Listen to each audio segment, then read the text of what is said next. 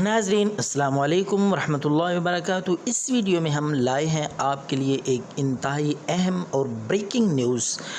تعلیم کے حوالے سے بچوں کی خوشیاں ماند پڑ گئیں اور بچوں کی موجیں ختم ہو گئیں۔ اعلان ہو گیا وفاقی وزیر تعلیم جناب شفقت محمود کی طرف سے کہ اسکول کب کھولے جائیں گے۔ اس ویڈیو میں آپ دیکھیں گے تاریخ کا تعین بھی کر دیا گیا ہے اور ساتھ ساتھ جو خدشات ہیں ان کو بھی مد نظر رکھتے ہوئے پالیسی پہ نظر ثانی کا بھی عندیہ دیا گیا ہے، اور وزیر تعلیم جناب شفقت محمود چودھری صاحب نے پریس کانفرنس کے ذریعے تاریخ کا تعین کرتے ہوئے قوم کو یہ خوشخبری سنا دی ہے۔ لیکن یہ قوم کے لیے تو خوشخبری کہی جا سکتی ہے، بچوں کے لیے یہ اچھی خبر نہیں ہے، جو کئی مہینوں سے گھر میں گل پھڑے اڑا رہے ہیں، موجیں کر رہے ہیں اور اسکول اور تعلیم کے نام کو فراموش کرنے کے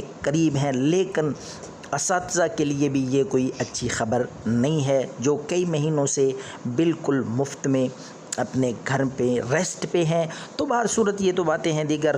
وزیر تعلیم شفقت محمود چودھری صاحب نے جو تعلیم کے آغاز کا، نئے سرے سے اسکول کھولنے کا آغاز کا اعلان کیا ہے اور تاریخ کا تعین کیا ہے، وہ ہے ستمبر کا مہینہ۔